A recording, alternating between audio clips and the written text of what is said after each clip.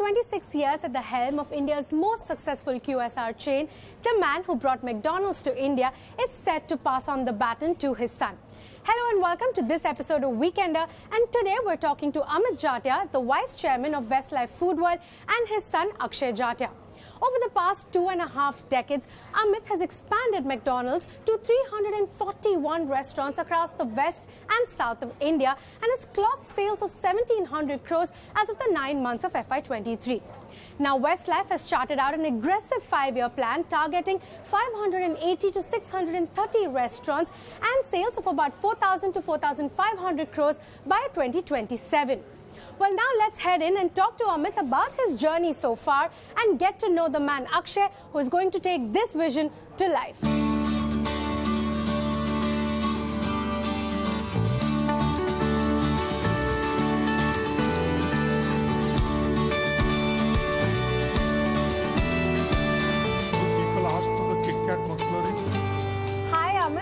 Akshay, hi, nice to meet you. Hi, Amit. Hi, Akshay. Lovely to meet you guys. Very nice to meet you Thanks for taking the time out. So, a lot of exciting things I'm up to for conversation today. But, you know, first I want to start off with you, Amit. You know, we've seen some changes within the organization also. I think Saurabh was elevated to the MD. Just wanted to get a sense. A lot of changes here. What's the idea? And then also tell us, how do you now feel about Akshay taking over? Sure. I think change is a constant. And in my opinion, it's a young brand and young people need to drive it. Of course. And that is where Saurabh and Akshay are the new gen that will lead this business. They are more in sync with our customers. They are more in sync with technology. The good news is that still does not take us out of the equation. There are things that we bring to the table with experience. And that's what we will sort of continue to do. Okay. But it's important that newer ideas, AI, so many new things are happening. And the new leadership team needs to evolve. Right. And the next gen of leaders now need to lead this business to the next level. Right. You know, before anything, first I want to ask you, are you also a hamburgerologist as well? And run me through the training that, you know, you've had at the company now that you've come to the helm. Unfortunately, no, I haven't been to Hamburger University in the US, but I've done multiple courses across the McDonald's network in Asia. So whether it's marketing courses at, you know, the Hamburger University they set up in Thailand, or a bunch of our local leadership courses, starting at the restaurants, in the head office, and you know, even as you progress in the company at different levels. Right. Consistent training, consistent coaching, consistent learning. So it's been fantastic, and that's how I started my journey.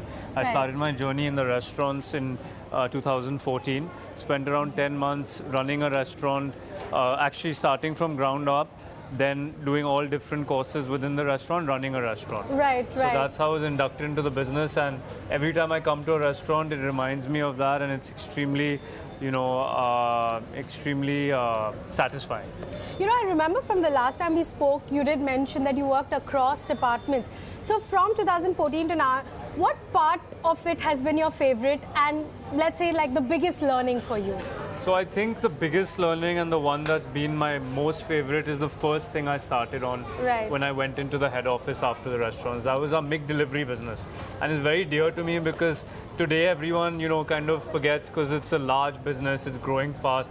But the early days were definitely tough and, you know, great learnings. And today where we are is a testimony to how we set it up back then. Right. So I think that that's my favorite part of the business even today because it's so fascinating. We connect with customers digitally. Back then we had no digital marketing, hardly a technology team. We had an app and a website, which we continue to work on. And today, after I spent a lot of time on that business, we have a large technology team, a very strong digital marketing team, and a very strong presence through this McDelivery platform. Right. And you know, Ms. Amit, today McDonald's is an undisputed leader in the country when it comes to the QSR space. But you've built it up from a time where QSR was virtually non-existent. Correct. So I want to understand, what were some of the biggest challenges that you saw in your journey? What, like, you know, steps that at point, give us anecdotes also if you can, where you thought like, you know, am I going to overcome this? Sure. I mean, of course, it's just 25 years and the journey was very challenging. Right. When we first came, to start with, there was no raw material. Right. So we had to work with farms, get lettuce grown. Nobody had heard of lettuce. Iceberg lettuce was new.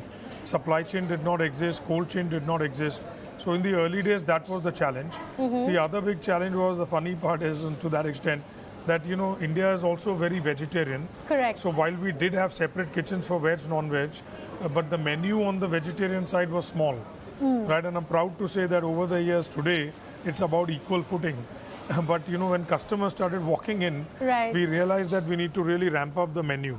So to get product development going, develop products like aloo tikki and the paneer burger and so on, was challenging. But today it is pretty much a part of life. And from a business point of view, not many people knew the brand. We had to do trial.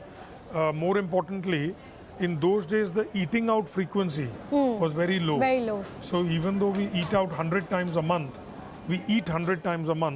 people were eating out only 3 to 4 times. So really, what do you fight for if the frequency is only 3 times? So we used to say that our real competitor is the housewife. And if we get people to eat out more often, we'll work. So that was another big challenge. So, numerous things along the way. But today, we are on a pretty strong platform. Right. And, from that challenge to today, another challenge I would say is, the aversion that has started coming to what we call junk food and a movement towards health. So I want to understand from both of you, how are you tackling this, sort of that old notion that McDonald's is unhealthy and people are getting more health conscious? Do you see that as a challenge, and how are you tackling that? From my point of view, see, it's very simple. Every brand evolves every day. What was relevant 20 years ago in any product category, right, is not relevant today. And it's the same thing as McDonald's. If you look at McDonald's 20 years ago, it was a different brand. Today, it's a different brand across the world. Correct. And therefore, today we have to, finally, as a consumer brand, you have to give consumers what they want. Otherwise, what's the point of, being a consumer brand? So our menu has evolved dramatically. I mean, we have the egg burger, we have the aloo tikki, which is a healthy meal, and so many different things we've done. In sauces, we've cut down the calorie content by almost 30-40%. So we've done things to evolve along with the consumer. And at the end of the day, if you would say that there are customers around, means we've done something right. We've got the right offering that has got them. Take the example of Happy Meals. In Happy Meals today, we've replaced a carbonated drink with a healthy drink. We've given corn as an option to the mothers so that a child can eat that regularly. So we've done a whole number of things today, and it's resonating with the consumer. And how do you plan on taking that forward? So, to add on, right, our entire objective is to be wholesome and nutritious, right? We definitely ensure that our calorie content is displayed across our menu boards. We're working further to ensure that we have meals that are designed for different types of use cases. So a single use case where calorie content needs to be a little lower, Happy Meals for children. So, that's our entire focus moving forward, to evolve basis consumer needs. Even in terms of chicken, right, it's the fastest growing protein in our country. A lot of work that we're doing is to build this chicken platform. So, customers who are coming in to eat a veg meal will have a balanced aloo tikki diet. The ones who are coming to have kind of non-veg will eat, chicken products, which is a healthy protein in that respect. And the work that we're doing on the platform will also ensure that customers are getting value for their money. Understood. And, over the past couple of years, from you, I want to understand, what is your one big or experiment that you would say that worked really well for you, that you're really proud of at this point? I think I would say McCafe. Okay, I anticipated that.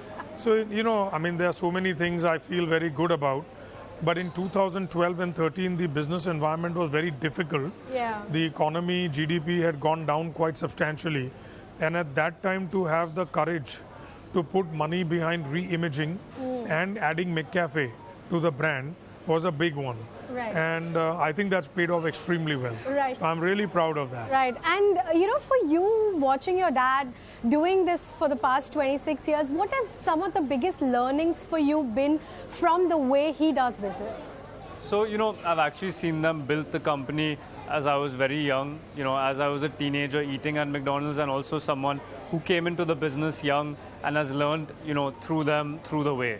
So I think, the biggest learnings have been entrepreneurial spirit, passion, staying ahead of the curve, like he said. What are your projects, what are your ideas that are going to fuel the next 5 years of growth, not the next 3 years, you know, because 3 years is already kind of thought through. 1 year is already being executed. We have the right team, you know, like we touched upon, our new MD, Saurabh, the leadership team, who are driving, you know, the short-term agenda as well as the long-term agenda. But for me, it's about thinking beyond 5 years. Right. And ensuring that, number one, we execute our 5-year vision, and number two, like how they did, right? They saw this journey 25 years ago. Yeah. That, you know, when we came into the market, everyone was wondering, how are we going to sell burgers? What is Western fast food?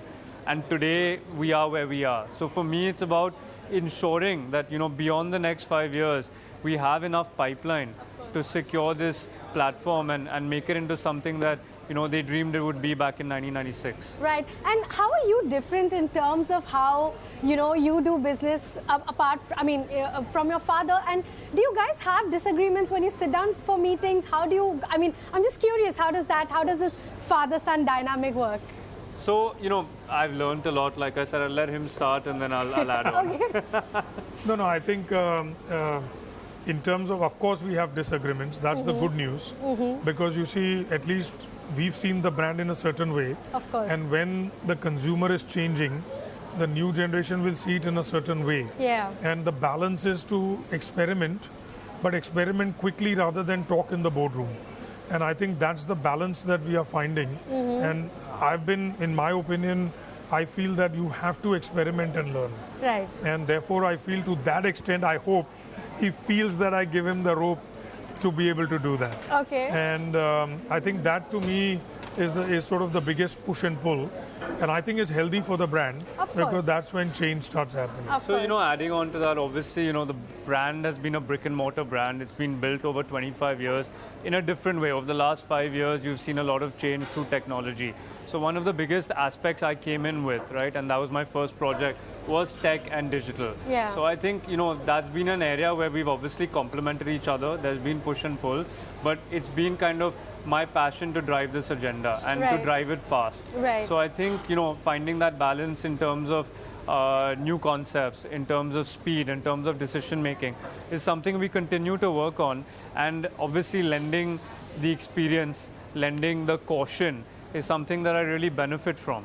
You know, I want to ask you is now that, you know, of course you are continuing to be the vice chairman, you will continue to, you know, be part of the business, but taking a slighter step back, if I may say so, I'm sure you will have more free time at your hand.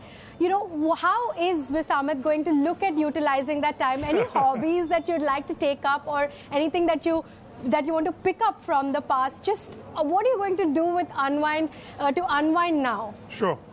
I mean, yes, I do have slightly more time on hand now. Slightly, but I'm a business guy. Yeah. And for me, my DNA is all about business growth and things like that. You know, I was MD for 15 years, but my role changed every few years. Correct. Right? Because otherwise, how do other people grow in the organization?